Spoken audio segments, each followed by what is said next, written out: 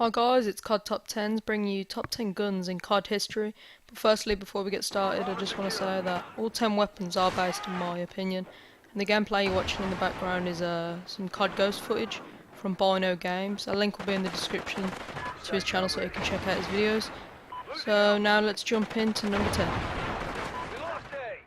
Now number 10 is a sniper from Call of Duty 4, and without a doubt it's one of the best snipers in Call of Duty probably. And it's the M40A3, just because it's so great, you know. You could just pick off enemies one by one and it was so easy to use. And it felt so good when you used it. Now moving on to number 9, it's a submachine gun from Modern Warfare 3, which was so great to use and so easy to use, especially when it had a silencer on. It even felt great when you got hit markers on enemies. Even the sound was great, so my number 9 spot goes to the UMP-45 from Modern Warfare 3. Now at number 8 is a gun from Black Ops 1, and it's a light machine gun, and purely because it's just an absolute beast to use. My number 8 spot goes to the M60. Once again the sound as well of this gun, like the UMP-45, is so great, especially when you get a hit marker on an enemy. So that's why it's my number 8 spot. Number 7 now goes to the MTAR from Ghosts, just because you felt really light when you're running with it, and it only took a couple of bullets to kill enemies with, so you know it was really easy to pick off enemies. So that's why it's my number 7 spot. And moving on to number 6, which is another entry from Ghosts, and like the MTAR, when you're running with it you feel really light and easy to carry. But the reason why this is lower down and closer to the number 1 spot than the MTAR is because unlike the MTAR, this isn't a submachine gun but an assault rifle. So it's normally assault rifles are normally, you know, bigger and normally run slower with them than submachine guns. So that's why it made my 6th spot.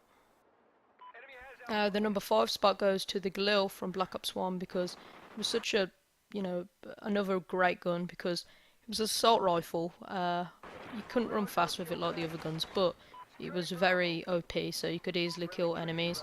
And once again, the sound was even really nice. So it weren't one of them guns where you got irritated by the sound, and it weren't ugly either. So you put the Tiger camera on that, you know, it was a great gun to use. The number 4 spot goes to another gun from Black Ops 1 because well, this was just one of the best guns in the whole Call of Duty history, I think. The Commando, because it looked nice, it sounded nice, had a decent mag, and it only took about 3-4 bullets to kill an enemy. So overall, it was the perfect gun to use. You know, this was one of the best guns I used. This was the gun where I got my highest streaks, so I always used to roam fast mag and silencer with this, and always was able to get dogs. But you know, that's why it made my number 4 spot. Now at number 3, we're moving on from some guns from Black Ops 1 and going to its brother. So some guns now from Black Ops 2. So my number 3 goes to the AN-94, another really great gun. This was an assault rifle, and it was the highest assault rifle you could unlock on Black Ops 2. And you know, in most games the highest or the last gun to unlock in the game wasn't the greatest, but with this game the AN-94 was definitely one of the best guns in the whole game, even though Black Ops 2 was more of a submachine gun game. As many people say, the AN-94 was without a doubt one of the best because, you know, it only took about 2-3 bursts of this and like you would kill an enemy straight away. And even the rate of fire was quite fast. So this was a great gun to use and get high kill streaks with. Now at number 2 is another gun from Black Ops 2, but it's definitely my favourite gun from the most recent Call of Duties, just because it was like the first gun I used in Black Ops 2 and I was really successful with it. And yeah, my number 2 spot goes to the M27. Most people don't really use this, you know, it's just one of them guns that they don't really take notice of, but I really love it. I don't know really what it is about it, but it's just great. The rate of fire is usual, the mag size is okay. You know, it's just a normal gun, but still I'm great with it. I can't really explain what it is about it, but the gun itself is just amazing. So that's why it's my number 2 spot. And just don't forget that this is based on my opinion. It's not necessarily the actual best guns in the game, but just my opinion. So just keep that in mind.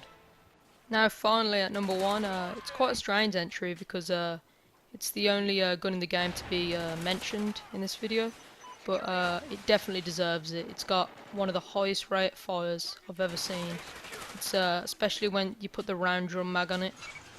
It's just great. It's perfect. So my number one spot goes to the PPSH 41 from World at War because it was just great. The rate of fire only took about literally a second to kill an enemy, especially when you put the round drum mag on it. You know, you could just it was just great. So you could get high streaks even though there was barely any high streaks at World at War, but you know you could do really well. It's a shame now because World at War's been infected with a lot of hackers, so it's hard to go back and play a decent game with that. But you know it is definitely one of the best games, and that's why it made it to my number one spot. So you know. So guys, I hope you enjoyed that video. Thank you so much for watching. Please like, comment and subscribe if you did enjoy it. And sorry if you found the commentary a bit dull, because you know it was a bit dull to say the truth. But maybe you didn't find it dull. I'm just saying that anyway, just in case. But next time it will be a bit brighter and better. So thanks for watching. Hope you enjoyed it, and goodbye.